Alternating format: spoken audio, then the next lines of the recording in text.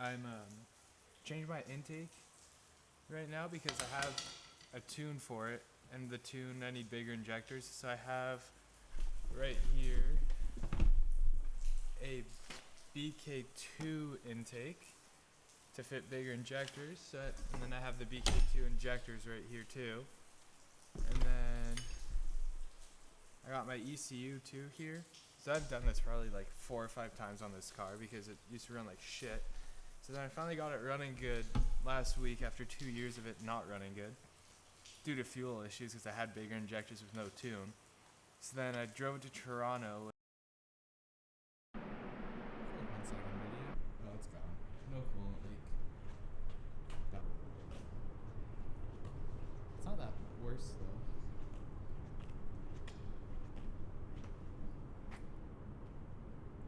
Cool.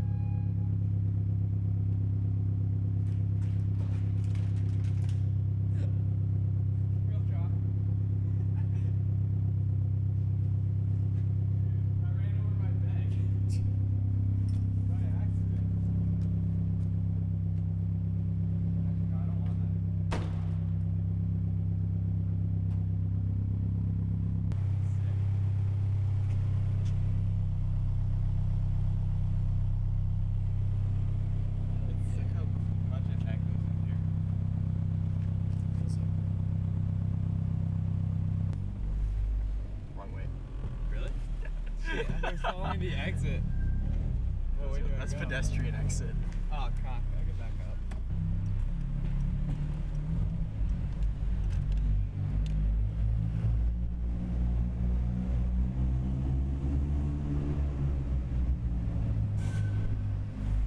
Watch out, car. Left? Yeah.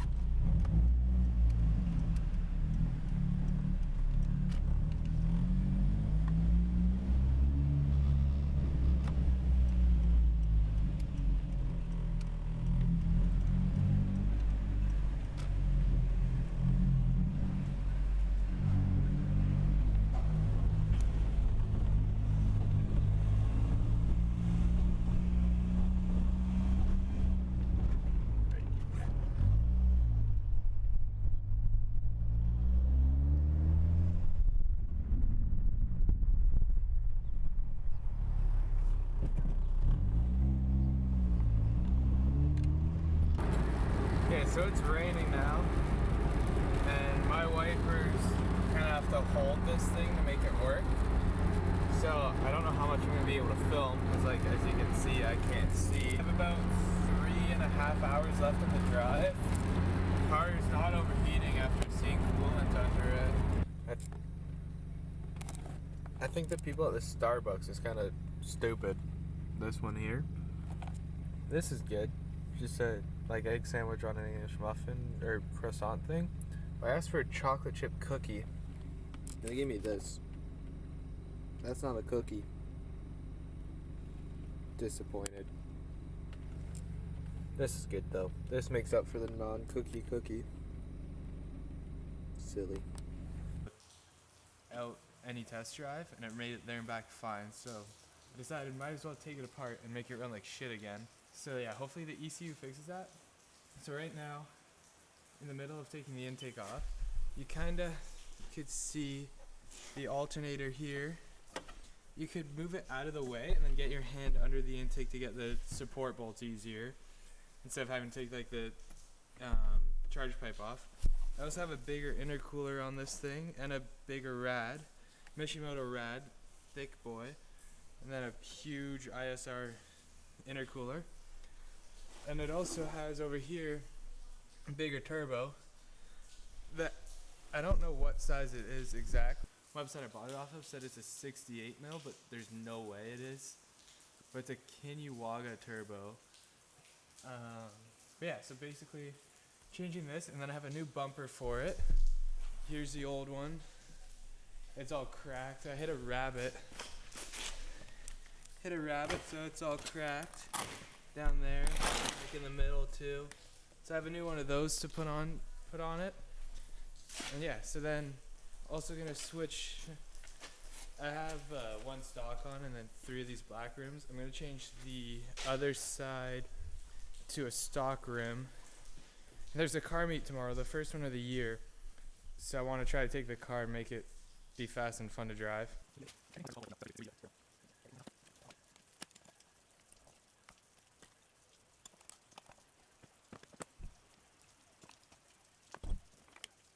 Okay, so now what's left is the intake bolts and then the intake manifold to come off.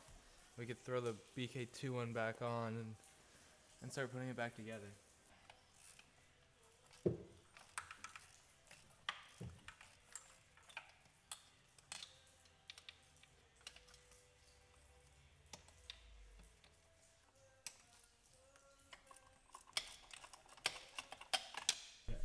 So there's this coolant hose here. I'm lifting the intake up, right here hits, and this bracket hits. So I have to take this off.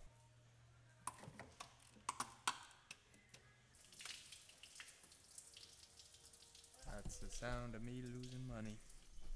Now this should go down.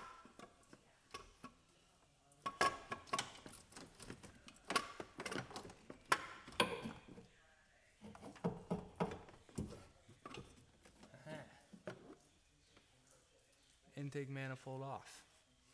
So I got to switch this vacuum line to my other intake. Oh, dripping fuel everywhere.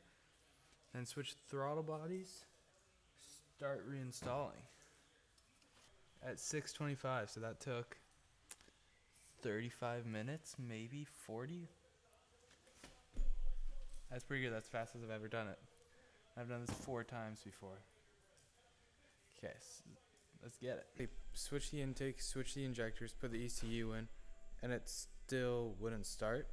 So I got the ECU from, I think I have to program my key to it. It says it needs a 6-digit code. I don't have that code. So in the morning I'm going to call the dealer, give them my VIN. Hopefully they give me the code to program the key to the car to make it start.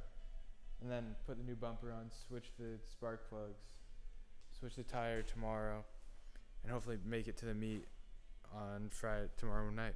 Looks pretty cool without the bumper on. Big old intercooler on it. But yeah, that's about it. Continued tomorrow. I'll give you guys update when I call dealer. Okay, so I thought I'd update with what happened with the car. Sitting in it right now. On the car Friday night, Thursday, as you guys saw, switching the intake. Then the camera decided to stop filming when I switched the intake back over. Anyway, so I got it done, put the ECU in, it would just crank over and over and over again, but wouldn't start. So then I was talking to the guy that I bought the ECU from, and he said, you might have to program your key to it.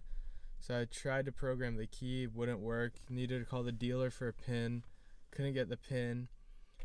So it ended up being the ECU was VIN locked to the other guy's car. So I said, whatever, I'm going to deal with it the next day, which is Friday. And that's when the car meet was. So I worked till 5, and then right at 5, switched all the stuff back over to the BK1 intake and injectors and the other ECU, like untuned ECU. And it ran again, so then ripped to the car meet.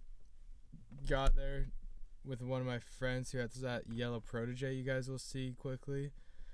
And then cruised there fine. Got to the meet, was there for probably an hour. And then we saw everybody just running over across the parking lot. So we're like, we'll just go see what's going on. So we walk over. probably like 10 cop cars surrounding this one spot.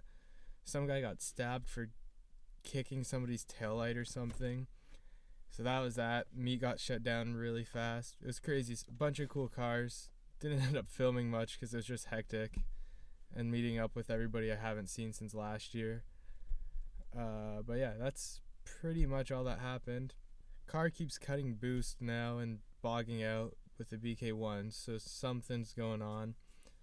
So that'll be something to look into in a bit. I'm just gonna enjoy driving it for right now and do some biking.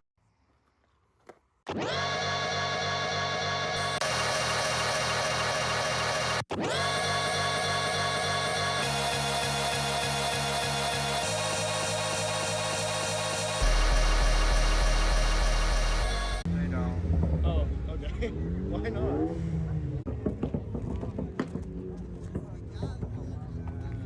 Landing, quick shot over here. Somebody got shot. Don't people usually run away from cops? Someone ruined it for everyone, isn't it?